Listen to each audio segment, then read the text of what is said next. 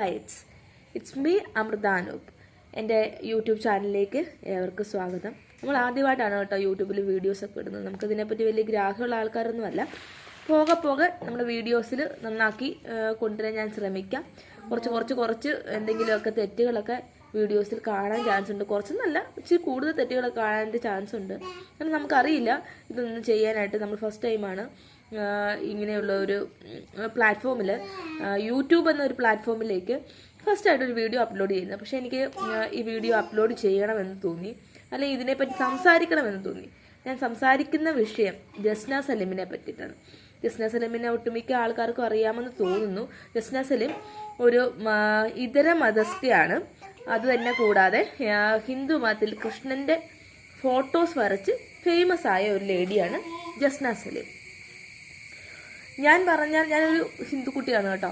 ഞാൻ എൻ്റെ അഭിപ്രായത്തിൽ പറഞ്ഞാൽ ഈ ജസ്ന സലീം എന്ന് പറയുന്ന കൃഷ്ണനെ വരച്ച് ഫേമസ് ആയ ഈ ലേഡി ഒരു പക്ക ബിസിനസ് തന്ത്രം യൂസ് ചെയ്ത്, അതായത് ഹിന്ദുക്കളെ വിഡ്ഢികളാക്കിക്കൊണ്ട് അവരുടെ മതത്തോടുള്ള സ്നേഹത്തെ അതിനെ മുതലെടുത്തുകൊണ്ട് അവരുടെ ബിസിനസ്സിനെ വളർത്തിയെടുക്കാൻ വേണ്ടിയിട്ട് പ്രയത്നിക്കുന്ന ഒരു ലേഡി എന്നേ ഞാൻ പറയത്തുള്ളൂ.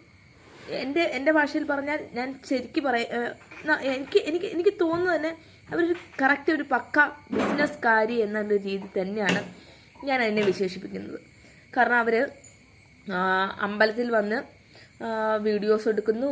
അതുപോലെ തന്നെ അവരുടെ ചിത്രങ്ങളും കൊണ്ട് വന്ന് തലയെ തട്ടമൊക്കെ ഇട്ടിട്ടാണ് ഗുരുവായൂരമ്പലത്തിൽ വരുന്നത് കേട്ടോ. ഗുരുവായൂരമ്പലത്തിൽ വന്ന് അവിടെ ഫോട്ടോസുമായിട്ട് വരുന്നു. അപ്പം ഒരു ഇതര മതസ്ക നമ്മുടെ മതത്തെ സ്നേഹിക്കുന്നു, നമ്മുടെ കൃഷ്ണനെ വരയ്ക്കുന്നു.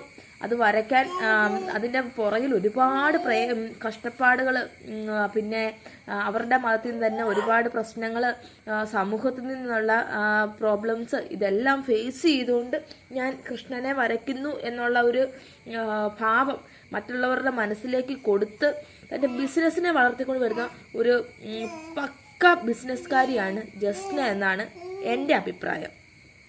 ഹിന്ദുക്കളായിട്ടുള്ള പല ആൾക്കാരും അവരെ ഭയങ്കരമായിട്ട് സപ്പോർട്ട് ചെയ്തൊക്കെയാണ് മുന്നോട്ടേക്ക് വരുന്നത്. പക്ഷേ എങ്കിൽ എൻ്റെ അഭിപ്രായം ഞാൻ തുറന്ന് പറയണമെന്ന് കരുതി തന്നെയാണ് ഈ വീഡിയോസ് ഇപ്പം എടുക്കുന്നത് തന്നെ കേട്ടോ.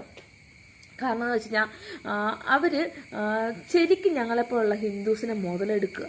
അവർ ചെയ്യുന്നത് ശരിക്കൊരു മുതലെടുപ്പ് തന്നെയാണ്. ഞങ്ങളെപ്പോലുള്ള ഹിന്ദുസിനെ മുതലെടുത്ത് ഇപ്പം അവർക്ക് റീസെൻ്റ്ലി ഒരു ഇത് പറയുന്നുണ്ട്. അവർ 400 ഫോട്ടോസ് അവർക്ക് വരച്ച് വിൽക്കണം.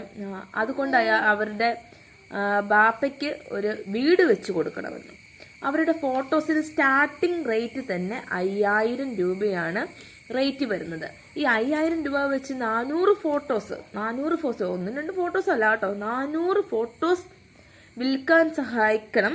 എൻ്റെ ബാപ്പയ്ക്ക് ഒരു സ്വപ്നഭവനം നിർമ്മിച്ചു കൊടുക്കാൻ വേണ്ടിയിട്ട് എനിക്ക് 400 ഫോട്ടോസ് വിൽക്കാൻ സഹായിക്കണം എന്നൊക്കെ പറഞ്ഞ് അവർ ഭയങ്കര വീഡിയോസൊക്കെ വിട്ടിട്ടുണ്ട്.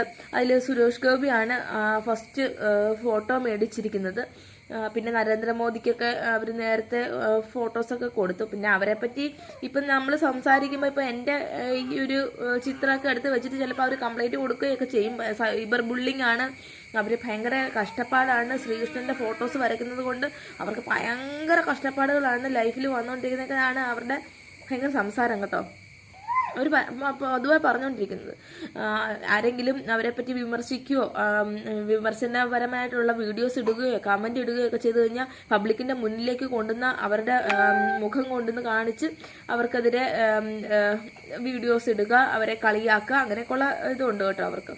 അപ്പോൾ അതുകൊണ്ടിട്ട് ഞാനും അത് പ്രതീക്ഷിക്കുന്നു. പക്ഷേ എനിക്കത് പ്രശ്നമല്ല, ഞാൻ പറയണമെന്ന് കരുതുന്നു.